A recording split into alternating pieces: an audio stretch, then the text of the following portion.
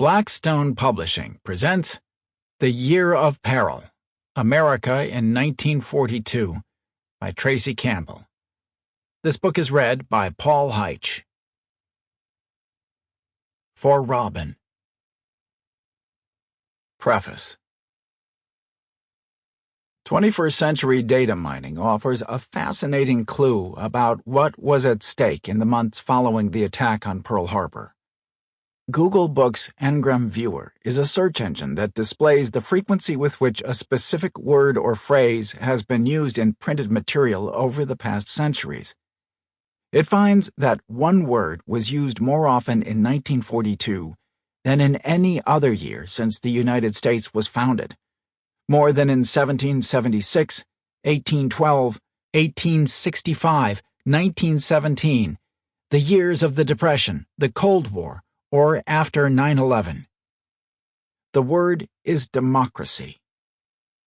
It is no accident that it was on the minds of so many people in 1942 when the future of democracy at home and abroad looked bleak. Government and military leaders warned that the U.S. could suffer more attacks and faced another World War I-like stalemate or even possible defeat. Adolf Hitler controlled much of Europe and the Atlantic, and Japanese forces dominated the Pacific. Nations that could be described as genuinely democratic were in increasingly short supply. In 1926, 29 democracies had existed. By 1942, only 12 remained. 2 years earlier, Winston Churchill had warned, "If we fail, then the whole world, including the United States, will sink into the abyss of a new dark age." I began thinking about this book in September 2008, when the world was on the brink of another abyss.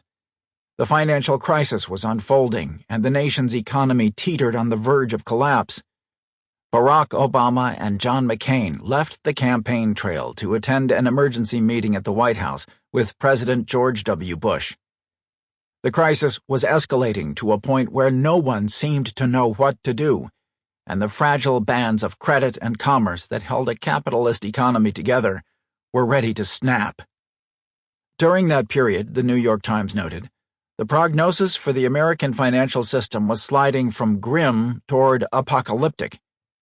Federal Reserve Board Chair Ben Bernanke warned that without immediate government intervention, we may not have an economy. He later wrote that the crisis could be a far worse economic nightmare than the Great Depression, and almost certainly the worst in human history. Sample complete. Ready to continue?